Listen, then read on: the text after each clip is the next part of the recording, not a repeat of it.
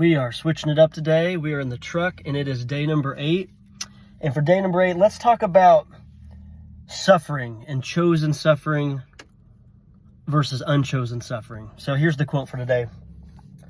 Day number 8, it goes, "The only way to prepare for unchosen suffering is with chosen suffering."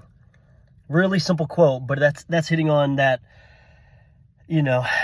immediate gratification versus delayed gratification. It's also, and primarily hitting on, life is going to throw so many unintended circumstances or things that we don't foresee happening just suddenly. And that's just unchosen suffering. Every video I talk about just using a flat tire, for example, or, a death of a loved one on the other end of an extreme example. But there's going to be unchosen suffering throughout the weeks, months, years, and again, some bigger than others. But to be prepared for the unchosen suffering, because life's going to be hard and there's going to be those storms, there's really no way to prepare for those really, really difficult things. But the only way I know how to prepare for it, and the only way that I think we can stay sane and stay moving in a spiritually correct direction and overall just life optimal direction, is to, on a daily basis, do things that are hard. Do the chosen suffering daily of just waking up and doing the things that you don't necessarily want to do, but you know that you're going to be better for it. And of course, the big thing that comes to mind there is going to the gym, doing the extra sets, doing the extra reps, running the extra miles, because that's such a good indication of what life is. I guess a microcosm is a better word, but going to the gym and just busting it to the point of failure day in and day out. If you can do that, that's just such a good representation of conquering and doing something every single day that's hard.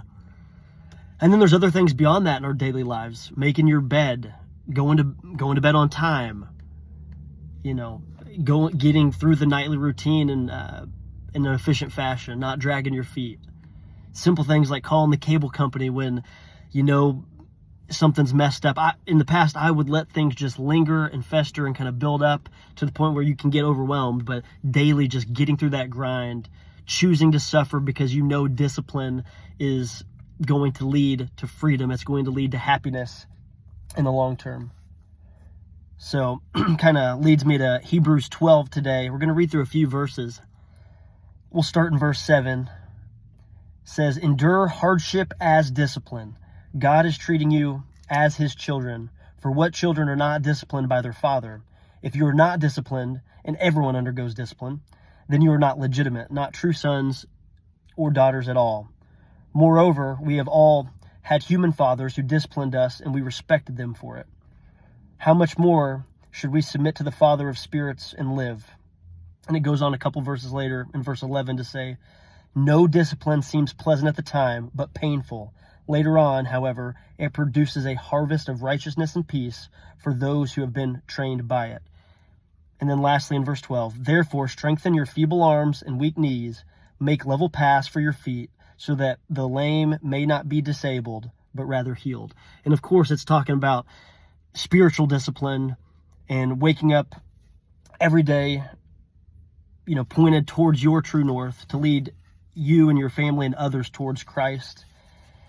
And I think it's interesting in there, of course, it even kind of makes a physical reference there to, strengthen your feeble arms and weak knees, which, of course, in my daily example of doing things hard and being active to grow strength physically, I love that, because I do think it's connected in my life in terms of my just depression and things that can really keep me down and make me anxious. It starts with spiritual discipline, of course, leaning on God, but then making the most of what God gave me, which is my body and my temple, eating well, pushing my body, because the more that I can physically stay disciplined, the more that I think I'm better able to serve God just with a clear head and having confidence in my body, which has been a big issue in the past of not having confidence in your body, which can lead to panic attacks and a bunch of other, mental issues. But,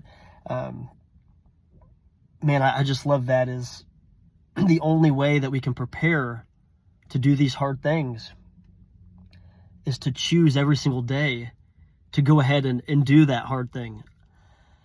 And then I guess lastly, because it's just such great scripture, and I think the quote, albeit it's simple, is so impactful.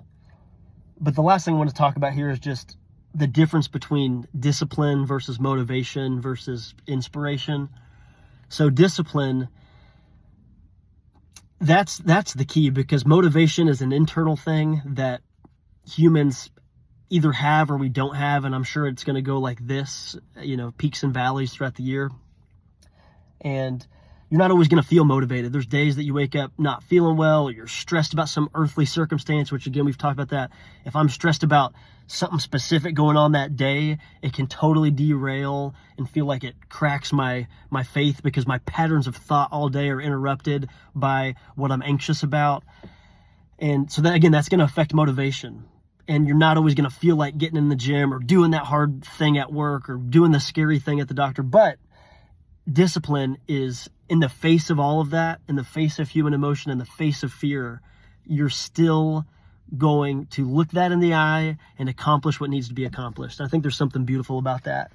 And then lastly, with inspiration versus motivation, inspiration, I think, is what you can do towards other people by setting, a good example, by being a person that someone can look to feeling, obviously to feel inspired, to feel like they can do said thing too, that they can do the hard thing. And I think inspiration, because if you inspire someone very well, I think it can spark motivation inside of someone. But one thing that I have to try to remember is, just because, I try to do the right thing and I want others to be able to experience discipline and freedom, I can't internally motivate someone. And oftentimes someone has to hit their own rock bottom to be able to get that spark that they need to really do the hard thing and press forward. So just keeping that in mind is, you're not going to be able to create motivation for anybody, but by doing the right thing, being a good example, I think you can inspire people to do their best and to live the way that, God calls them to. So be disciplined, do the chosen suffering every single day, and you're going to be better for it. And that's day 8.